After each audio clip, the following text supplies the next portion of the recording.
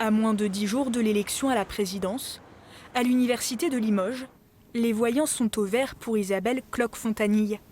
La candidate a obtenu 9 sièges grâce à son rapprochement avec Didier Tsala-Effa contre le président sortant Alain Sellerier, qui en détient actuellement 7. Pour elle, la fusion des deux listes était une nécessité.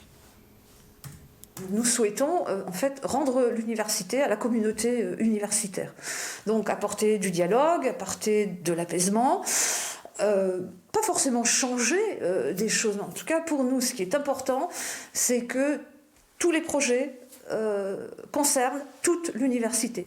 Une fusion qui envoie un signal positif, comme nous l'explique le doyen de l'université des sciences et techniques. Je l'accueille d'une manière positive parce que j'ai échangé avec ces deux listes en individuel. C'est assez salutaire de voir que des personnes, même si elles ont pu s'opposer le temps d'une campagne, en tout cas se retrouvent sur des valeurs. De son côté, le président sortant Alain Sellerier porte un projet d'établissement expérimental. Il souhaite créer des quartiers de l'innovation, un programme qu'il maintient jusqu'à présent.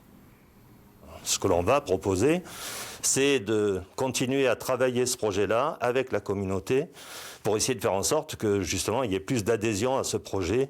Mais c'est un projet vraiment qu'il faudrait qu'on arrive à mettre en place. Mais il faudra encore convaincre, comme par exemple la liste étudiante Pause, qui a obtenu le plus de sièges, 3 sur 6.